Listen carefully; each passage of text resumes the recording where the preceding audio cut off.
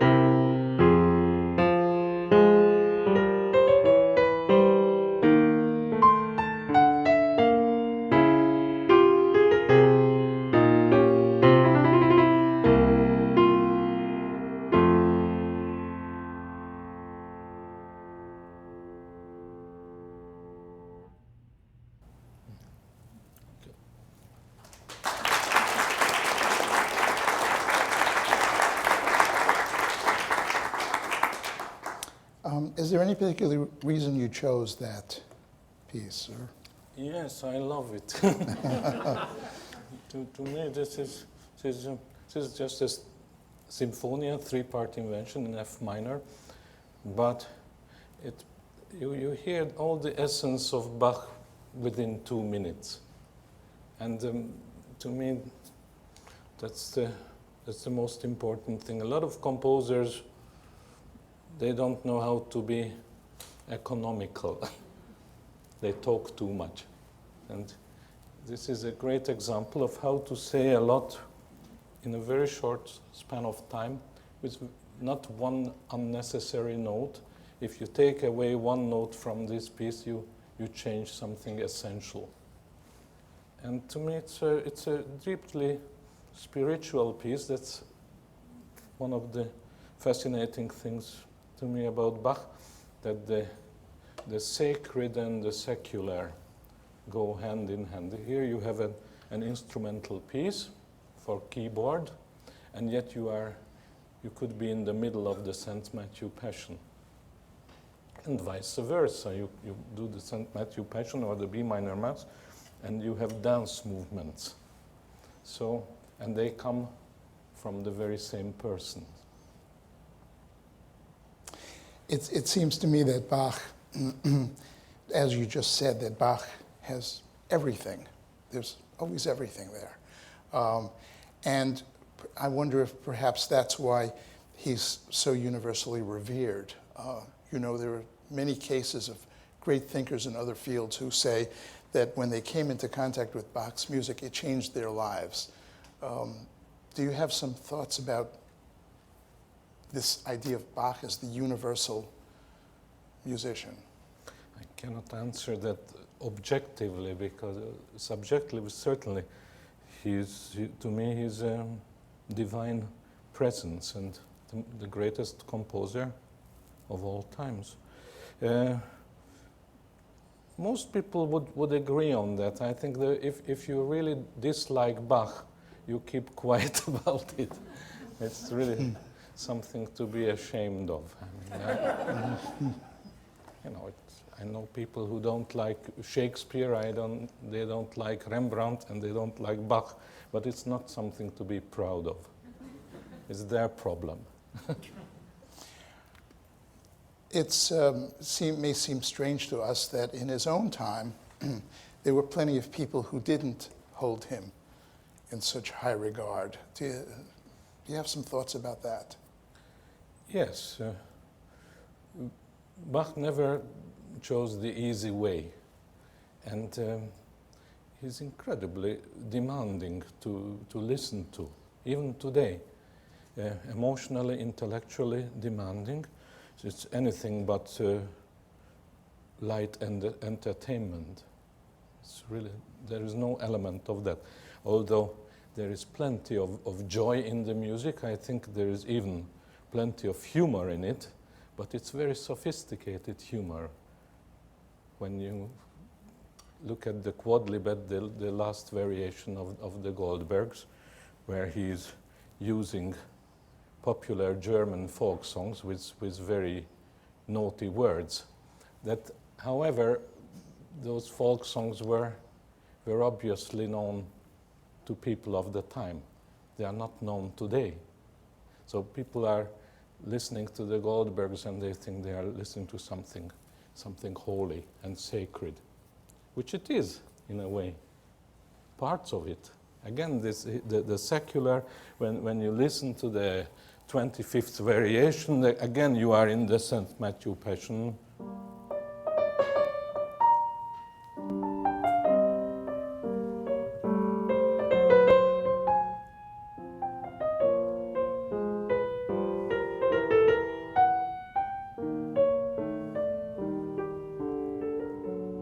Then you listen to this.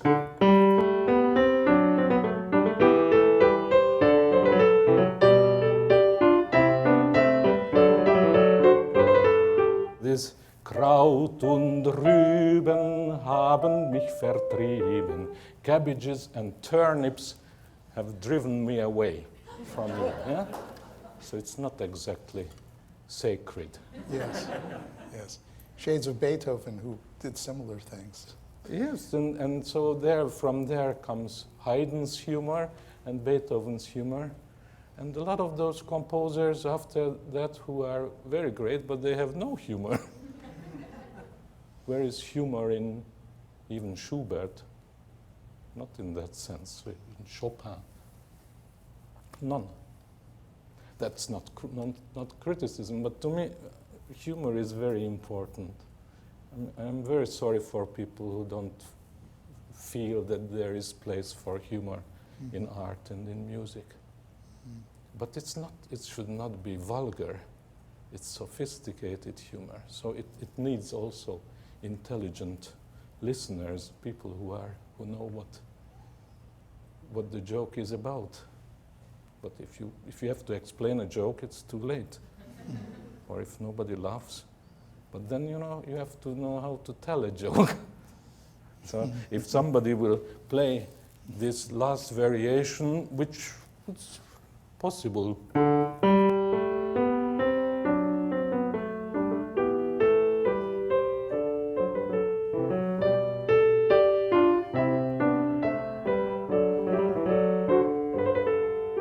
I've heard it like that. It's not,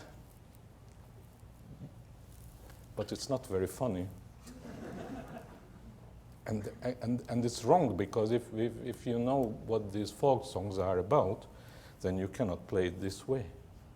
It's not a matter of opinion or taste. I mean, there are some things in interpretation which are a matter of personal taste, and other things which are not a matter of doubt or question. Your mention of Schubert brings to mind the fact that you said once that the way into Schubert, to understand Schubert, is through the songs. Is there a way into Bach, or is it just everything? No, it's not everything. Certainly, again, I think it's the Protestant church music and the Protestant chorale and the cantatas and language, really. I mean, it's universal and international, but Bach spoke no other languages apart from German. Maybe Latin, yes. That's why to me the B minor Mass is the quintessential Bach piece, because it's not in German. So to me it's more universal than the Passions, which are in German.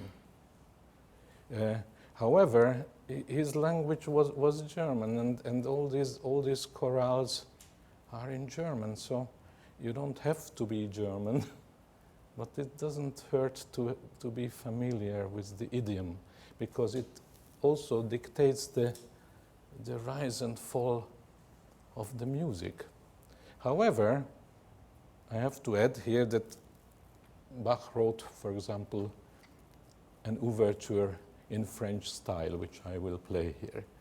He wrote a concerto in the Italian style. And also all the keyboard concertos or the Brandenburg concertos are in the Italian style.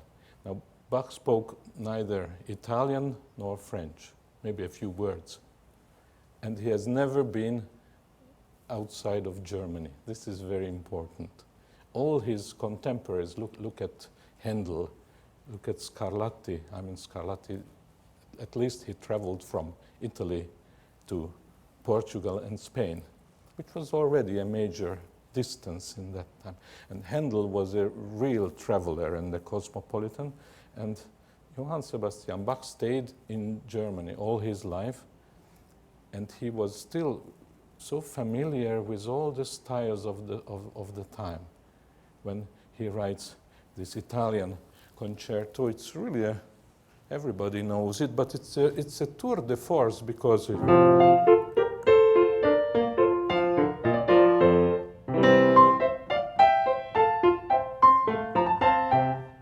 he writes a concerto without an orchestra, but you have the sensation of having the orchestra, the tutti, and here.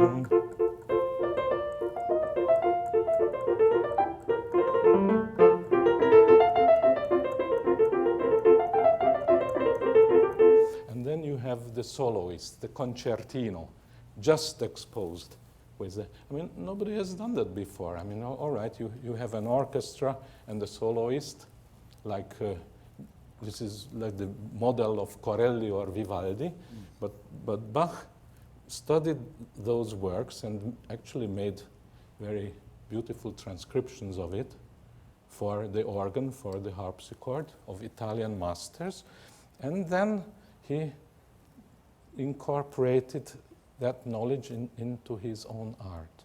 But he has never been to those places. This is something that I find fascinating. I do too. Your playing of the 25th variation of the Goldbergs reminded me of another question I wanted to raise with you, which was Bach, the musical conservative, or Bach, the progressive and radical. He seems to have both sides. And I'm wondering if you think about this when you're performing various pieces from the Well-Tempered, for example. Yes, this is an important question. And to this I would answer that if you look at maybe the two greatest geniuses in music, Bach and Mozart, I don't think that they were particularly original. Neither of them. That's not their main virtue. I think the main virtue is that they like a sponge, they collect information, they collect knowledge, and they make something greater out of it than the sum of its parts. I would not call Bach the most innovative composers. I think even Handel was more innovative, and Scarlatti certainly in his own way. But certainly Carl Philipp Emanuel Bach, his son, was more innovative. And the generation after Bach did not appreciate him. They thought of him as a conservative, as somebody passé. It's finished. Now we are going on a new road. And then Bach was forgotten, really. He was forgotten until Mendelssohn performed in 1829 the St. Matthew Passion in Berlin. And still composers like Mozart, you can see in Mozart's string quartets dedicated to Joseph Haydn. That's the point when he discovers Bach, and he's starting to write fugues and fugati in the finale of the G major string quartet. And his works are on a higher level because he discovered Bach. So it was very important for Mozart, for Beethoven, for Schumann, for Chopin, for Mendelssohn to know Bach. But until Mendelssohn did the St. Matthew Passion, these people had to go to the library of Baron van Swieten in Vienna to look at manuscripts and contemporary copies, because nobody played this music. People were not interested in old music those days. This is still only in the newest creations. This is something composers today can be very nostalgic about. Is that why you include Mendelssohn on your orchestral concerts?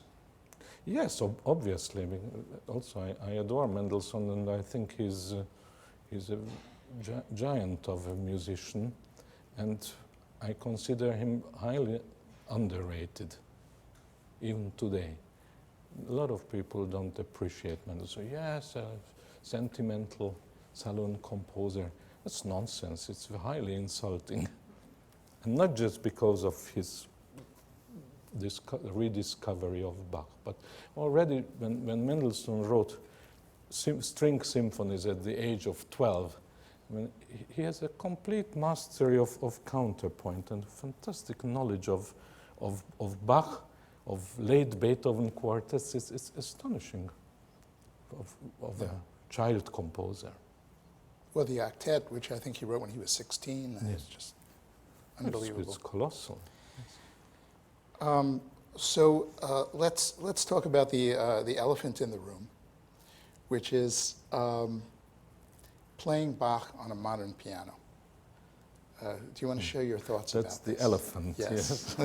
Well, it's certainly an elephant, but it's a very useful elephant because it can do a lot of things.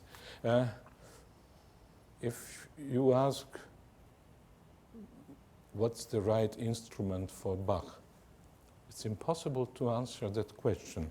Look at the 48, the well-tempered clavier. We cannot say what instrument it was written for.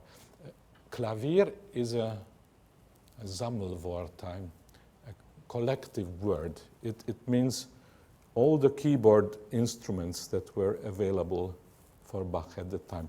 So that is first and foremost the clavichord, beautiful little instrument for in a room, but already in this room, maybe in the first row you would be able to hear it, but already the second row you will have problems. And yet this was Bach's favorite instrument. And I have one of these in my home in Florence, and I love playing it, but really only for myself and maybe for one listener. But it's an essential instrument, not very practical. Then there is the harpsichord, which is a more public instrument and certainly wonderful for certain pieces. The Goldberg Variations is a good example, or the Italian Concerto, really specifically written for a harpsichord with two manuals. And then there is Bach's most important instrument, which is the organ.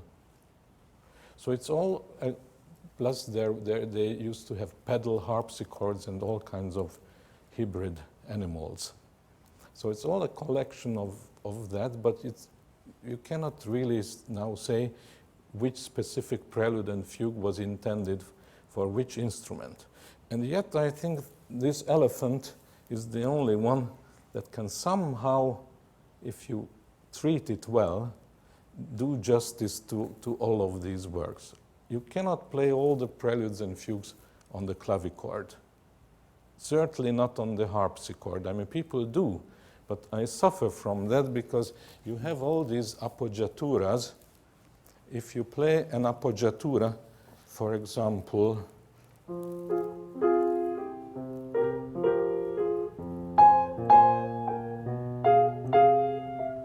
you see, the second note has to be any musical person. I'm sure you are all musical in this room. If I ask you to sing an appoggiatura, then you will sing pam taram, tam tiram, sospiri, sospiri. The second syllable is softer than the first. If it's not, then it's unmusical. And the harpsichord is not able to play that. I mean, it's just not possible. You have to make huge agogic changes. And I think that distorts the music. I mean, it becomes something in Bulgarian rhythm. Because if I play...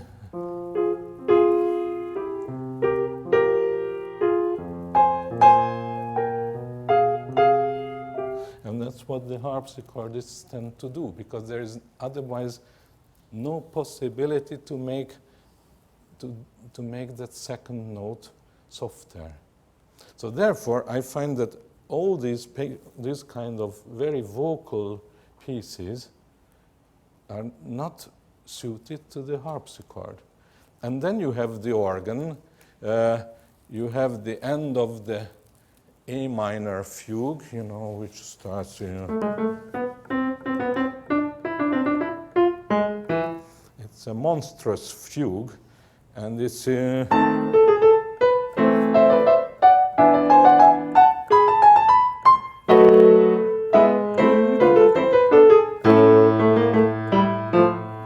hear that pedal note, and you cannot play the end of this fugue with two hands. It's just not possible. So that proves this is an organ fugue. But it's the only one which is obviously an organ fugue. And so this is the only example in all of Bach where I must touch the sustaining pedal, which I hate to do.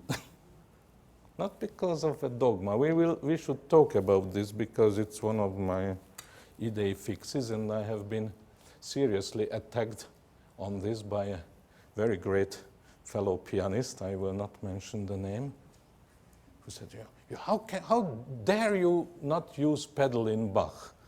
And I say, why should I use pedal in Bach? because all the great pianists of the past have used pedal in Bach. Is that an argument?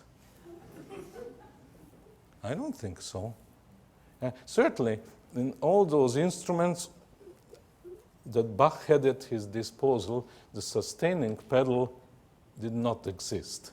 It's a much later invention. And it can do terrible damage, destroying the voice leading, destroying the clarity of the counterpoint. I mean, the clarity is essential in this music. You cannot play like if you are like talking with your mouth full. You have to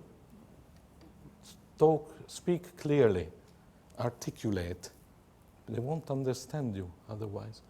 And it's very strange that these very same pianists who then attack me on not playing Bach with pedal, then you take Beethoven's music.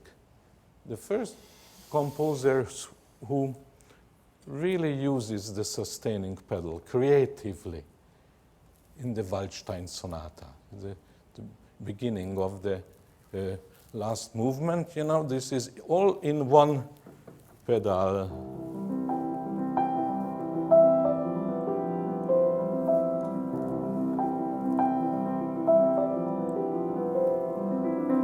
Yes, it's blurred. So what? That's what he wanted. He didn't, but when you take piano lessons, then your piano teacher tells you when you use the pedal, then you change pedal on each harmony. That's what we are told. No? If you don't do it, you get hit on the head or on the hand or wherever. But this is not what Beethoven wanted. So why don't we take him seriously? Then I know the argument. Then all the opposition says the pianos in Beethoven time were different. Then I asked them, have you played on Beethoven's piano? No. Well, I have. And it has a different timbre, but as far as this thing is concerned, pedaling through harmonies, it's blurred there too. It's an idea. And then it's very important. Then after this blurred sound, then Beethoven says, look. Then there is no pedal. So it's this blurred sound opposed to the dry sound, secco and non-secco. So I'm going on a different road now, but you know what I'm getting at that. So why use pedal in Bach, and why to use pedal in Beethoven when he's asking for it? I mean, I take that seriously. I think this is not a matter of choice. I think another issue that's related to this, something that you said about articulation in Bach, that some people play Bach always legato, and some people play Bach always staccato, and in either case, you're in deep trouble if you want to bring out the sense of a phrase. I don't know if you want to show us. Well, that used to be really the case. I mean, this glorious 19th century style of piano playing, with a lot of pedal indeed, but they really played everything legato. And then comes the Neue Sachlichkeit, after the Second World War, where they exaggerate in the other way, playing everything detached. And now, luckily, there are also very good things about the early music movement. I used to be rather ignorant about it and then very critical, and now I am a little bit more objective. So there is a lot to learn from it. For example, varied articulation. Yes? That you have to, if you have 4 16th notes, then you can take 4 16th notes, like say,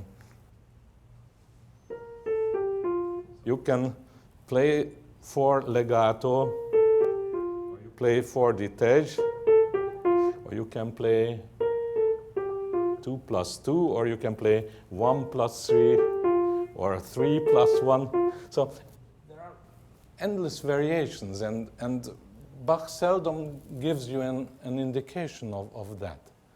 And you have to use your imagination and your knowledge of style that you know how it should go. There are several possibilities, but it has to be imaginative. I don't know. Let's take any theme now. For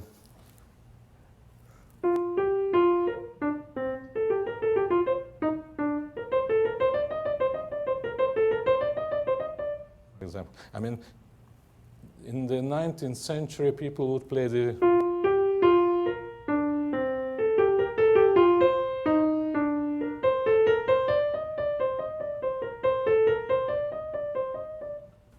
it's nonsense.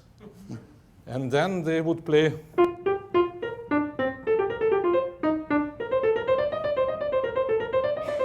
it's another nonsense, and it's very ugly. So you need to play something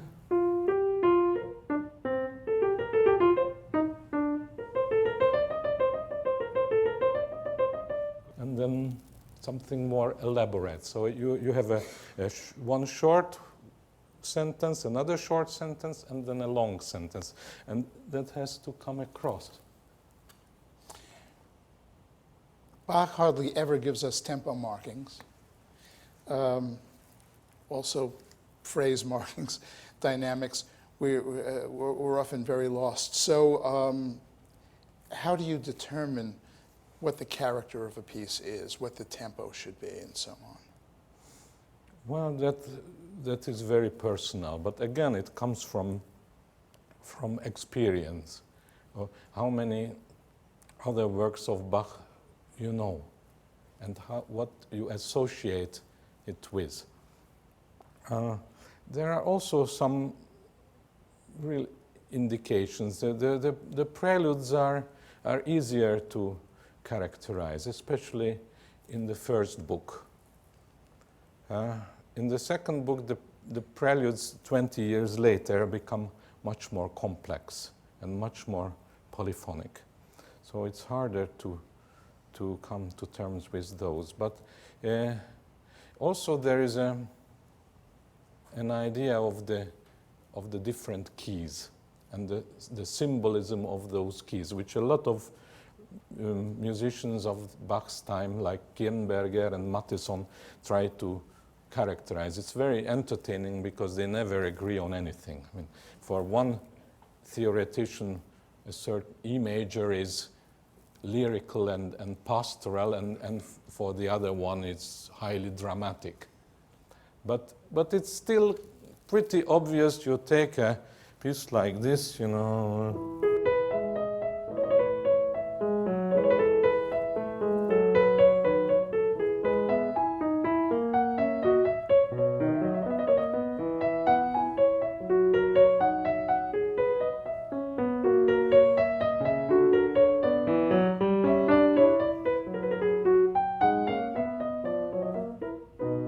So this is the pastoral to me. There is no question. If you know the Christmas oratorio, or you have those movements when you have the sheep grazing. And occasionally you have a tempo marking by Bach, very seldom in the 48. For example, one of the greatest of the set, the last of Book 1, the B minor. And here, prelude, he marks andante alla breve. And andante is not a slow movement. That's also a misconception of many musicians. Andante comes from the Italian verb andare, so in walking motion, yes? So when you have a movement and it's alla breve, so you are counting 2 in a bar and not 4 in a bar. So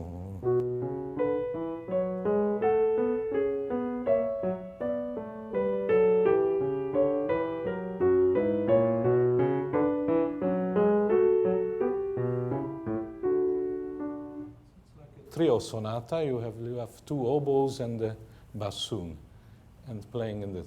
And then you have a fugue, which is largo, and this is very slow indeed.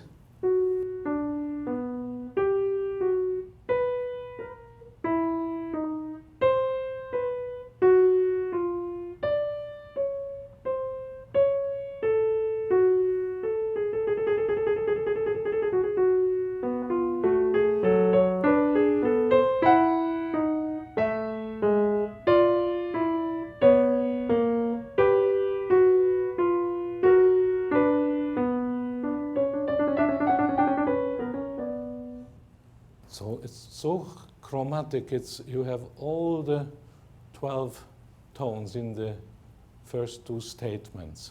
It's unbelievably modern music. And again, that's another good example of the appoggiaturas and the sospiri. Why I don't think this could be played on the harpsichord, because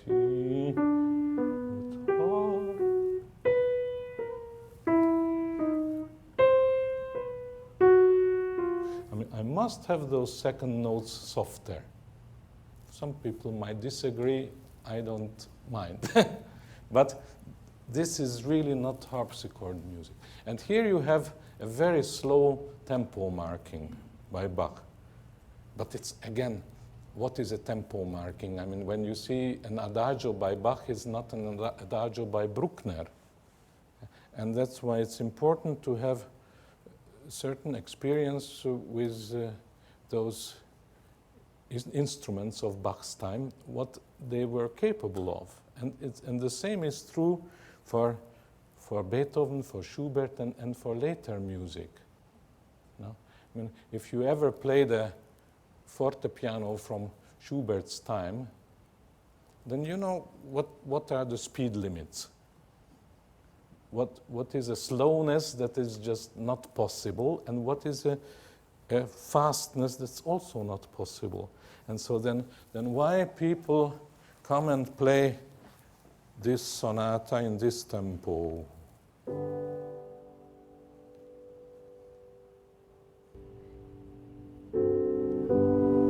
can have dinner and they are still playing it. You know?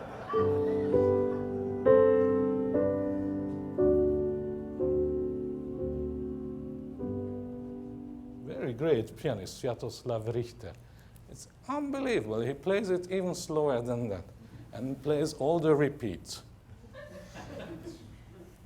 And if you ever try to play this on a Conrad graph, I mean, you can't, because the sound dies. And I think we have to observe these parameters. I think this makes it very clear why you object to some of the great romantic transcriptions like Busoni and so on. Well, object. Who am I to object? I mean, well, you wrote. I don't like them. I don't like them. But please, if you like them, then take them. Listen to them. I don't play them, and I don't listen to them, because you know, our piano literature is enormously rich. We are very fortunate. We have wonderful music. I mean, 10 lifetimes are not enough to play just the great music. Why do we need transcriptions? Why do we need, if you are a pianist and you love Schubert Lieder, then choose a singer, ask a singer, and play the Schubert songs. But don't play them in Liszt's transcription. I mean, that completely destroys Schubert's music to me. But, you know, let's not get into Liszt now. Okay. Let's talk about the Well-Tempered Clavier. Can you give us a sense of what the point was of these collections?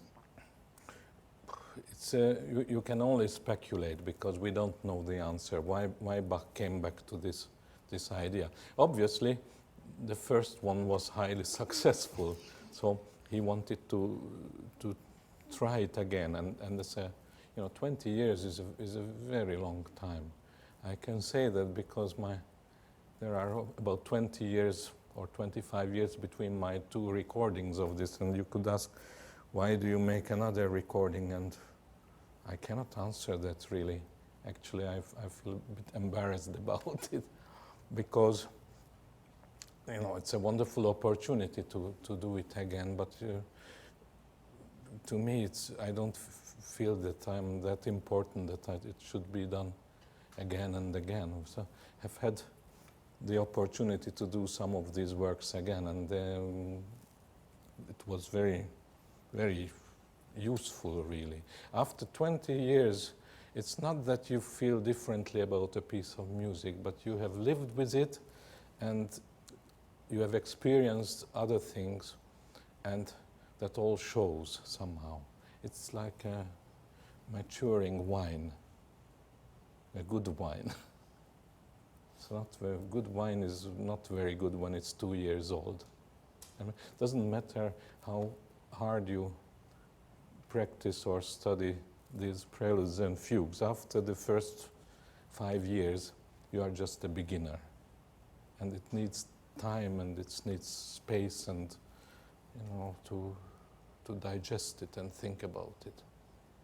So for Bach, it was probably also very important to come back to the idea, and he has had a lot of material. He took a lot of the fugues from earlier material. Some people call Bach a great recycler. I don't mean this in a derogatory manner, but certainly it's his right to take material from earlier music and put it in a new dress, maybe transpose it. It's also interesting. I was talking about the different tonalities and what they mean, and yet Bach is the first who would write the same piece. He would write, E major violin concerto, and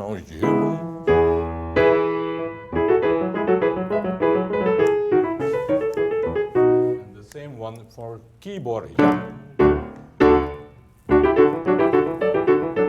And then he is using eighth notes, and for the violin concerto it's quarter notes.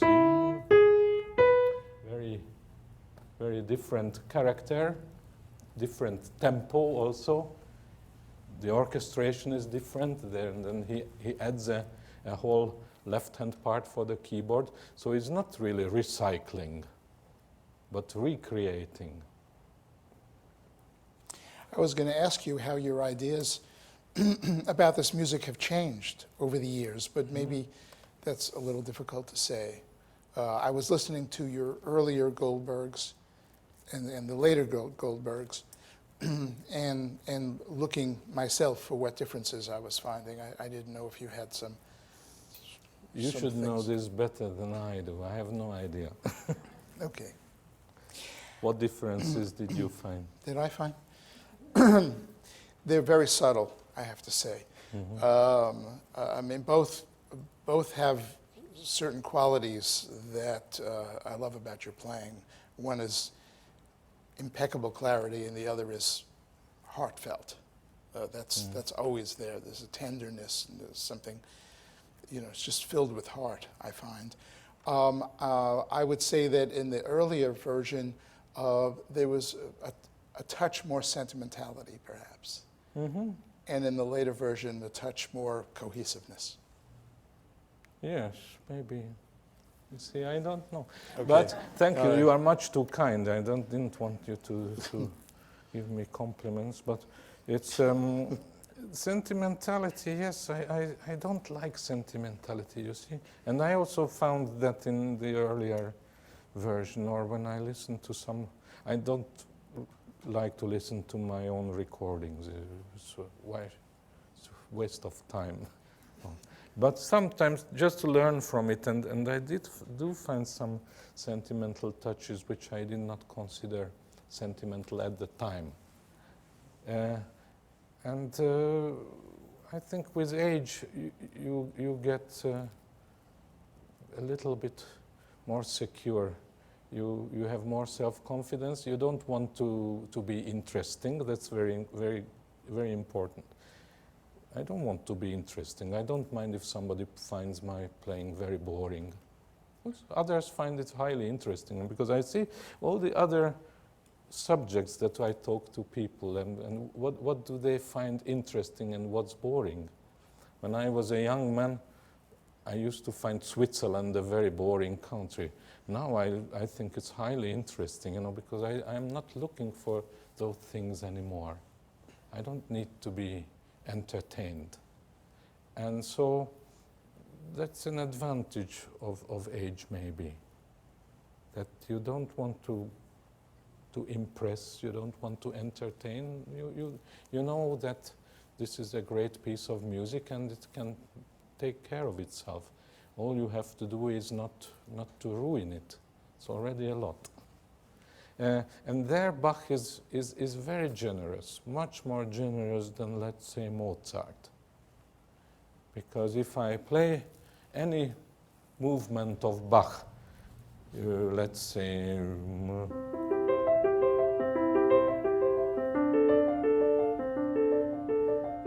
I play,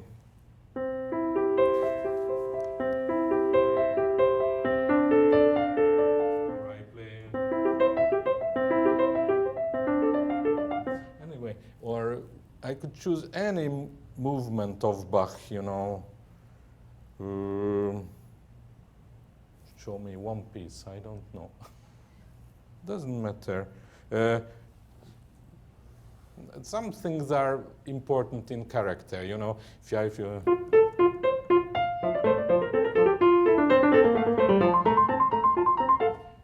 can still play.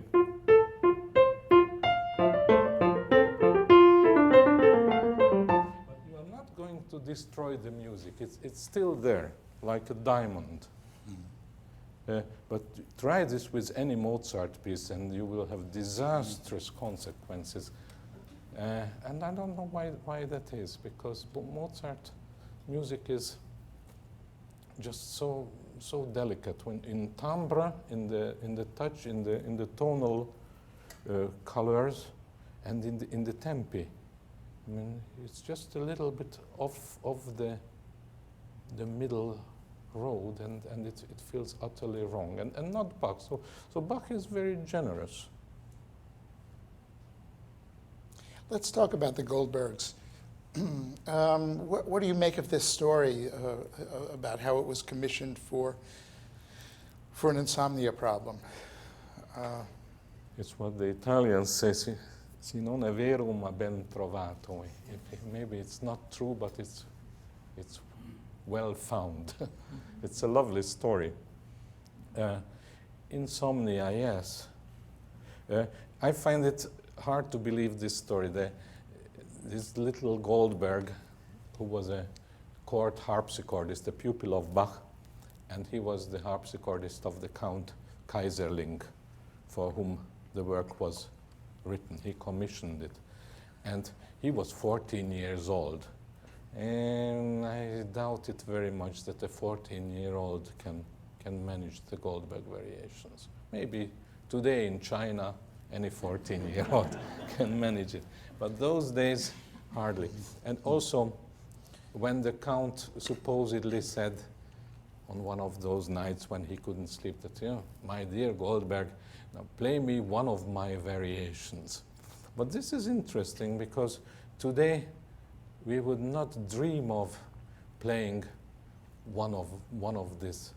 I mean, just to take out one of the variations. It's somehow has achieved a holy status. It's a whole work, and it's untouchable. You cannot just extract from it. And obviously, they did at that time, if the story is true. And also, Bach never thought of this as a concert piece. There were no concerts as such, as we know them today. So life was different, society was different. It had different functions. So I think it's a very important work in Bach's oeuvre, because he took in this Klavierübung towards the end of his life, he always addresses a certain problem. The first part are the 6 partitas. So he takes the Baroque form of suite, writes a huge first movement, a prelude or a toccata, and then the dances, and so it's raised on a level that was not known before. The second, as I said, this Italian concerto and the French overture. He takes all the French and Italian stylistic elements. The third part is all for the organ, E-flat major prelude and fugue, and the choral preludes and the 4 duets, which are wonderful pieces. Those I love to play on the piano. And then the final part is the Goldberg variation, which is, he takes the form of theme and variations, which is something that he has very seldom used. Only 3-4 times in his lifetime. There is aria variata, an early piece, and then there the choral variations vom Himmel hoch, da komm ich her, for organ, the C minor Passacaglia, and the famous chaconne for solo violin. That's theme and variation. And so he was not so interested in variations because most of his contemporaries were writing very, very brilliant, very extroverted variations. And Bach is not an extroverted composer. That's very important to notice. So he takes the idea of theme and variation, and really it's a challenge for him to make an artistic statement. But for him it was not so important to listen to this or that it should be played. It's just there, sheer perfection.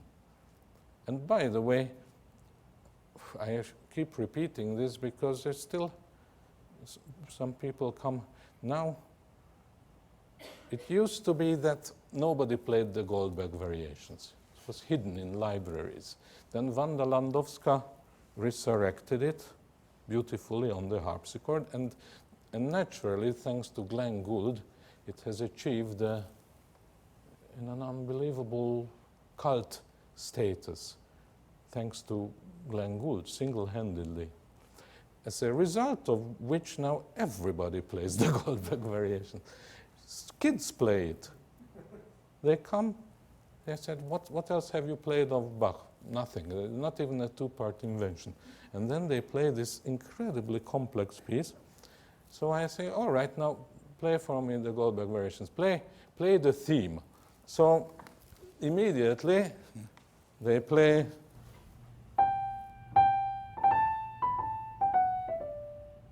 So I said, you don't understand. Play the theme. So they play again. And they play it about 10 times until I say, do you know where the theme is? And they don't.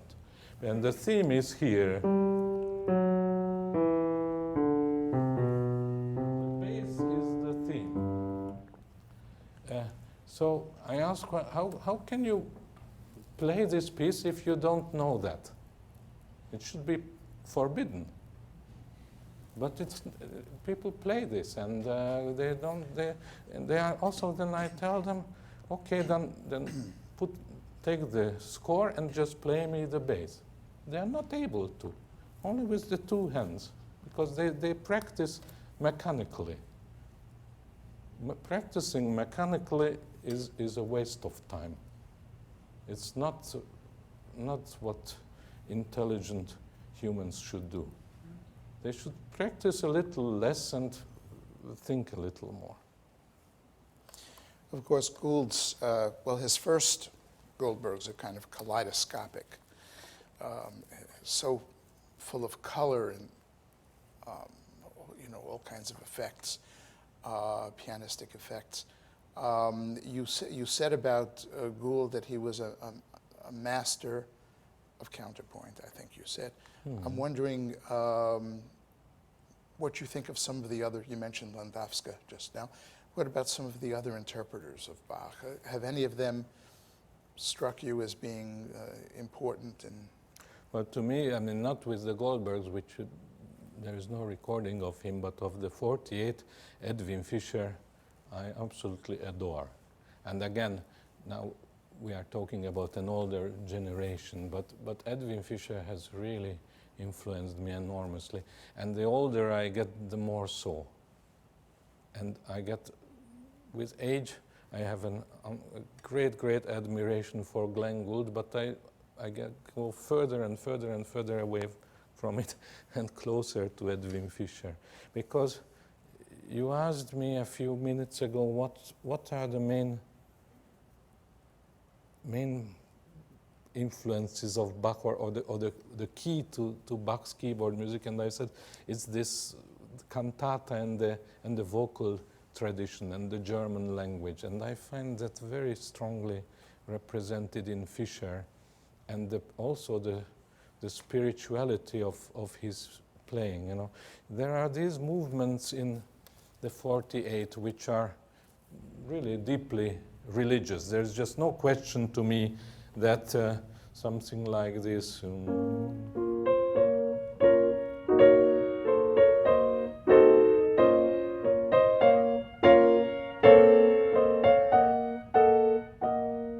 Or this one.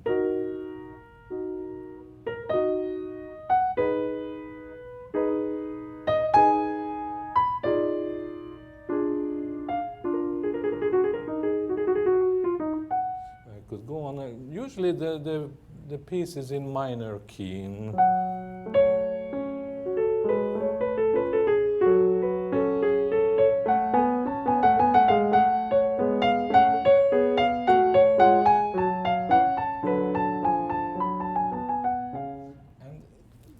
in all these pieces, Fischer is always, to me, absolutely right. And Gould makes a parody of it. And I cannot forgive him for that, because this is, okay, music is subjective, but it's not that subjective. If we are talking about a crucifixion, it's a crucifixion. It's not a joke in the coffee shop.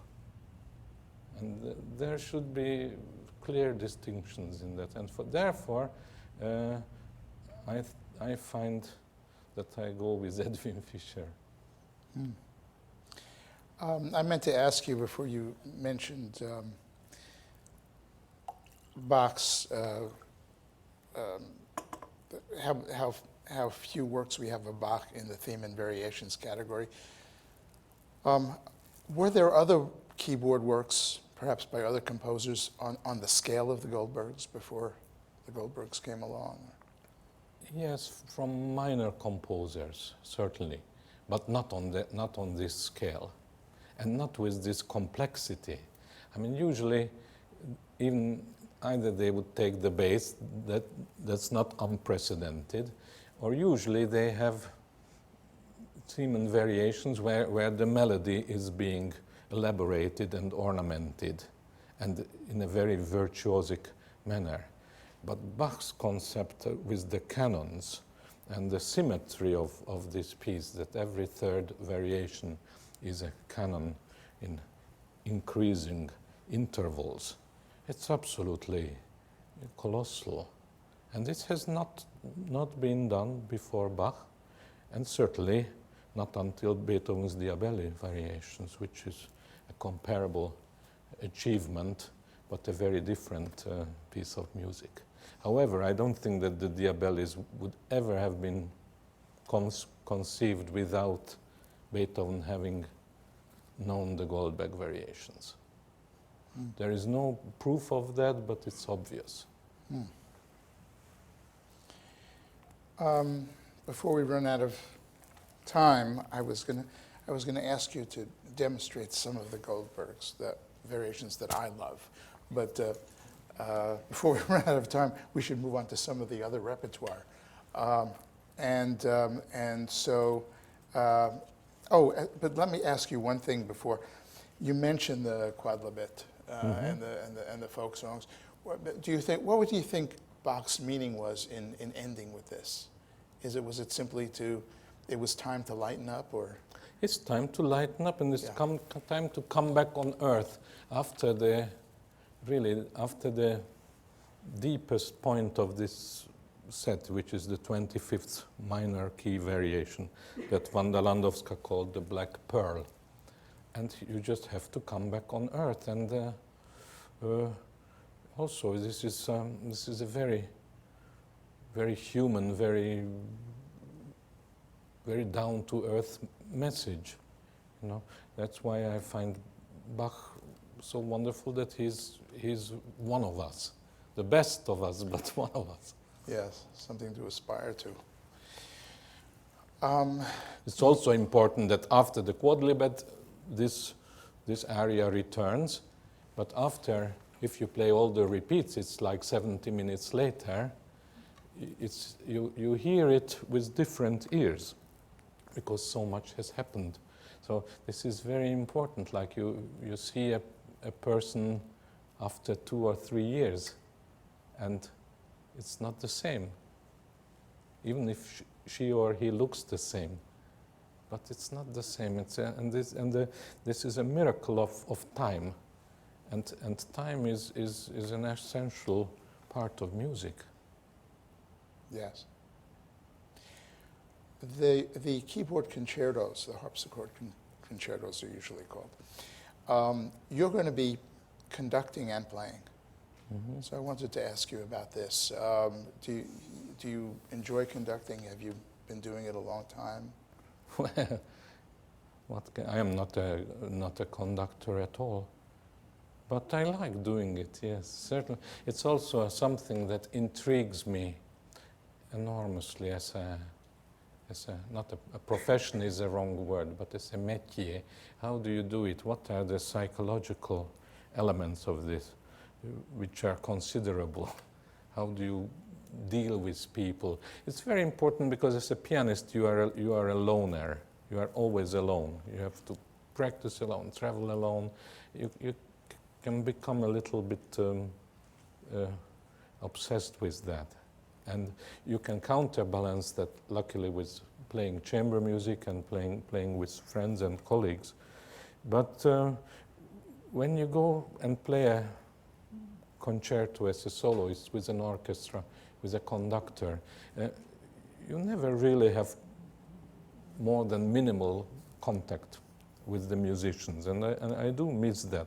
So I started to do this with the Bach keyboard concertos, and then later with the Mozart and Beethoven. And after having done all these concerti, then I started to do symphonic repertoire and formed my own orchestra, the Cappella Andrea Barca, which gives me the greatest pleasure and joy. And occasionally I do things with other orchestras, but I'm fully aware of the fact that I'm not a conductor. And yet, you know, certain things you can do, maybe in a more intimate way. Even in later concerti, I recently had the pleasure of doing the Schumann concerto a lot without a conductor, and I have played it with hundreds of conductors, some very good ones. It was never good. And this time it was always good. And you know, all the conductors, they only want to rehearse. And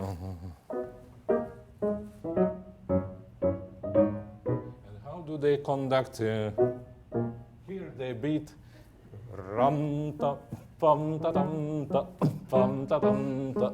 Always beat in the pose, and the orchestra is never together. So I just let them play.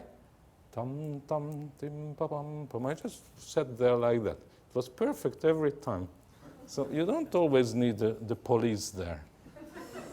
It doesn't help. And something even so complicated like the Schumann concerto, but it's a piece of chamber music where the piano is integrated into the whole.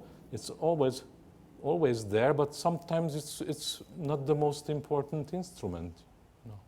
You know, sometimes you play a duet with the clarinet, you play. And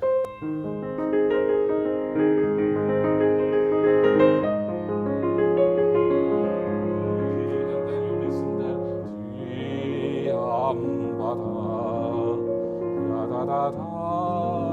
And here the piano is not so important.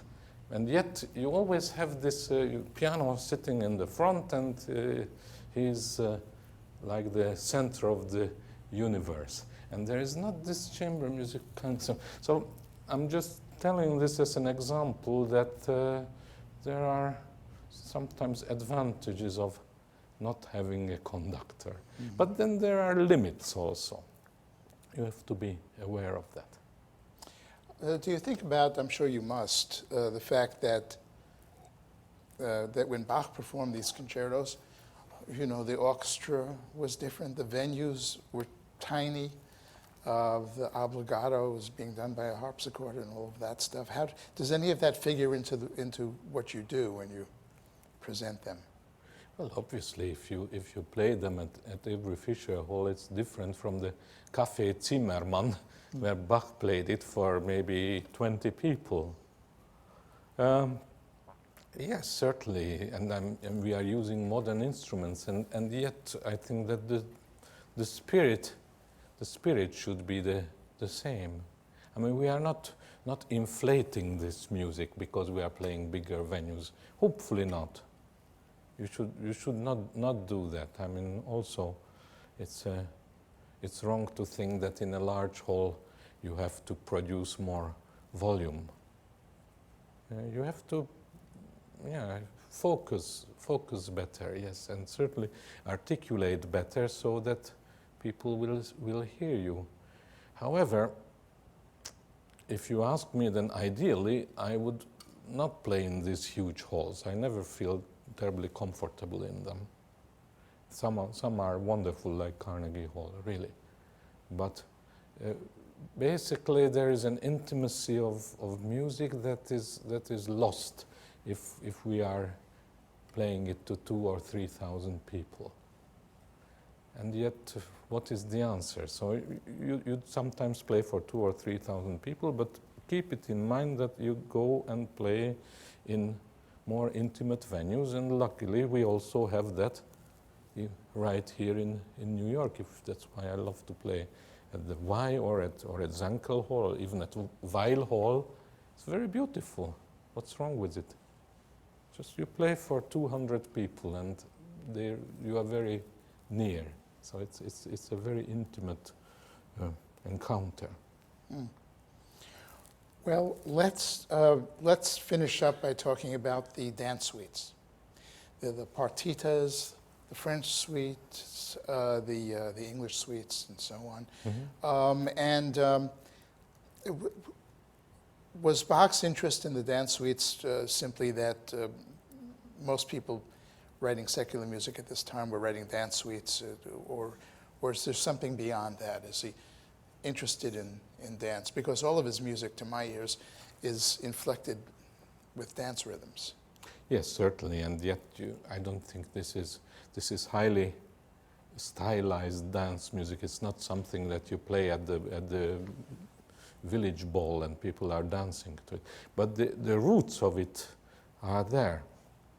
And obviously this was very, very popular at the time because all of Bach's contemporaries used it. And again, his knowledge of mostly of the French clavecin music of Couperin and Rameau is obvious there.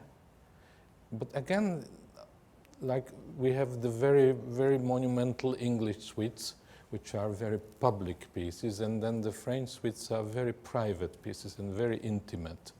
To me, they are like beautiful. Like each French suite is to me like a Vermeer picture, very delicate and very, very small, but unbelievably beautiful and very precious. And probably the most important are the partitas, which for him was very important because he published the partitas at his own cost as his Opus 1, as first part of Klavierübung. And there is a real concept there. But there is a concept in the French suites too, because the French suites, the first three are in the minor key, the second three are in the major key. And they do form a sequence. But the partitas certainly first one, B flat, you know.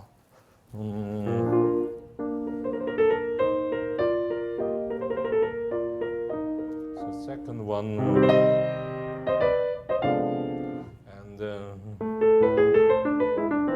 minor, and then the fourth one.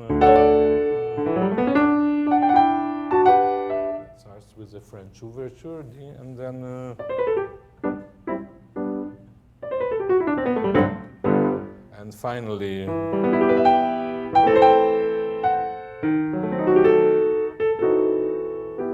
so for me, again, Bach never thought of this as that somebody would be as crazy as me to play the 6 partitas in a concert.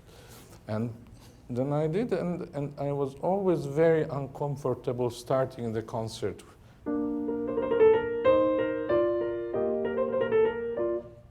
Very delicate piece, very difficult to. The audience is not ready, and I am not ready. And then I thought, why do I have to start with this? No, there's no law for that. And so I said, let's start with.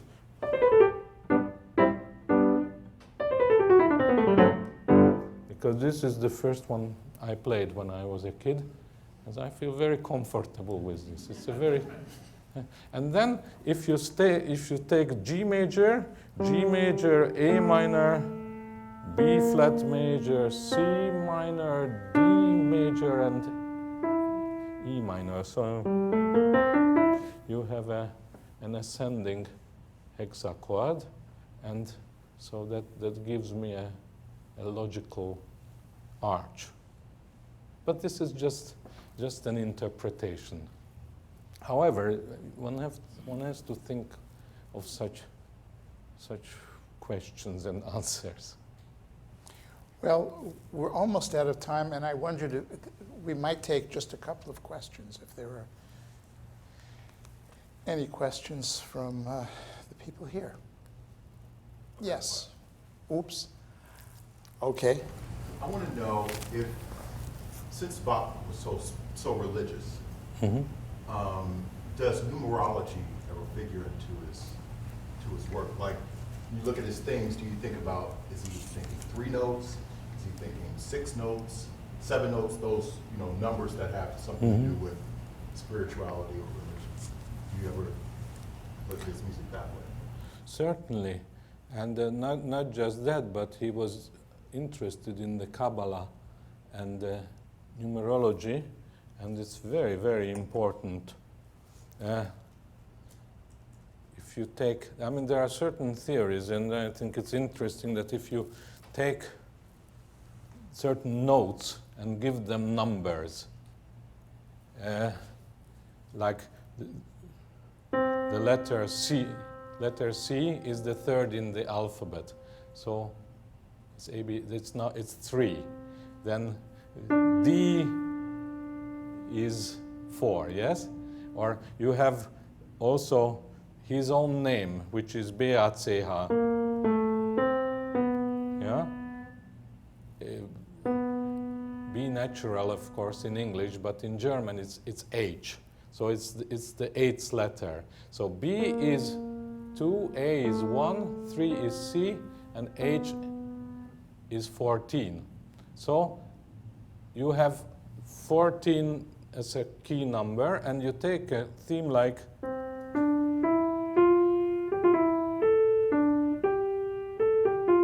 then add up all those notes, and there are 14 notes. And there are endless things like that. You just add them up. 1, 2, 3, 4, 5, 6, 7, 8, 9, 10, 11, 12, 13, 14, yeah? But you don't think of it because you just hear it.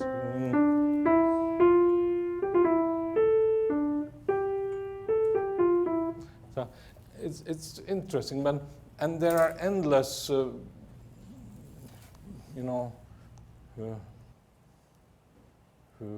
little tricks there, and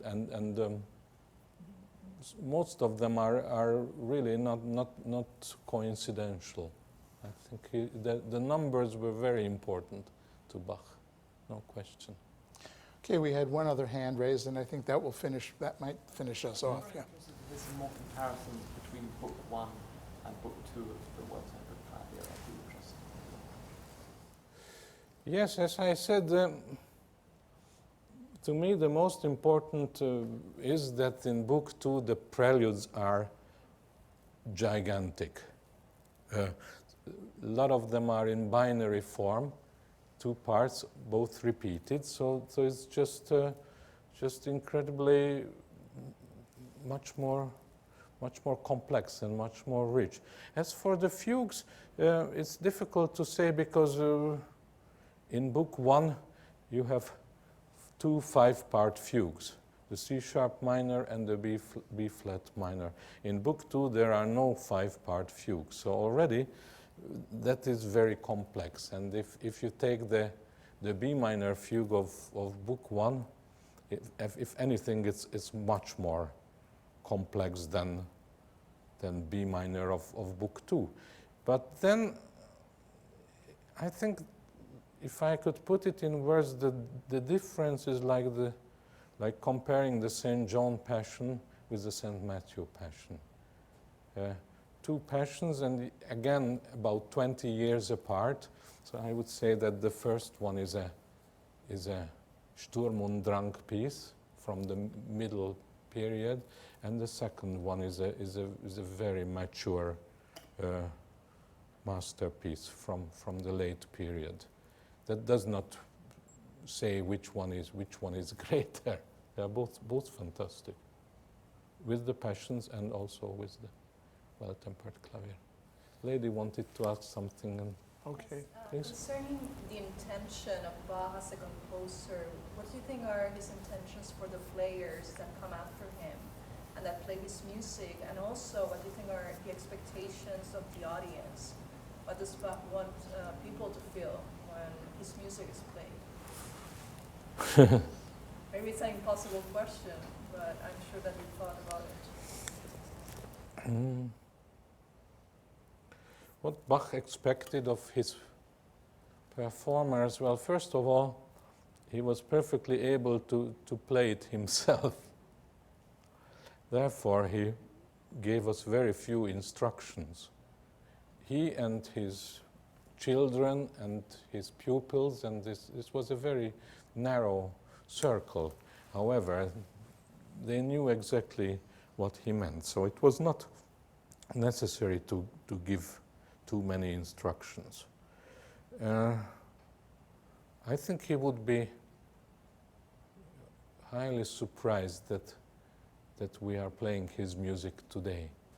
He was not writing for eternity. As a deeply religious person, he said, yes, I am. God gave me talent, and it's my duty to write. I have to serve my community. I have to write a cantata for every Sunday, as well as I can.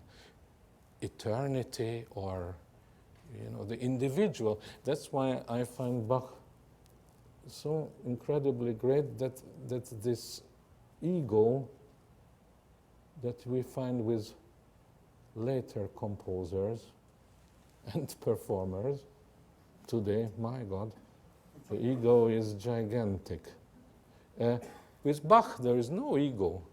The letter I as a person, ego, it doesn't exist. It's we. It's the community. So that's very important. And also, audiences and concerts. There were no concerts those days. At this Zimmermann Café, he played maybe the Brandenburg Concerto for a few dozen of people. That's it. So he would be really surprised, but he would be pleased, I think, and he would hope that this message comes across. The message is very important, and that I find very often, that even in this very noisy world we live in, but in a good concert, when Bach is performed and listened to, then we have this feeling of a community. And that's why it's important to have live concerts, because you cannot do this alone in your living room. It's wonderful to listen to it at home, and let's do it. But to go together and listen to this, and also to concentrate, to focus, that's very important. Bach is not easy listening. You cannot have popcorn and Coke and go. You really have to, and that is a problem today, because people are no longer able to sit still and concentrate. I mean, I have had some unbelievable noisy audiences last week here. It was like being in the middle of Grand Central Station. All right, there were a lot of kids, but I don't blame the kids. But what about the adults? They cannot sit still, because it's this television, computer audience, and you press a button and you change the channel, and so for that, Bach is a great experience and great educator. But by all means, it should not be like a police state. One should come to a concert by one's free will and have a wonderful time, really. But listen, Alfred Brendel made this beautiful anagram that listen and silent are the anagrams of each other. Same letters. This is also very Bachian. He would have used it had he spoken English. So we have to listen in silence. And then it also helps us, the performers, because it's very difficult to concentrate on the complexity of this. You are leading a 5-part fugue, and you have 5 threads that run in their own direction independently. You cut one of them, it's finished. The whole structure collapses. So the audience can be very helpful or very distracting. Well, thank you so much, Andras, for this time. Thank you. And thank all of you for coming. Thank you.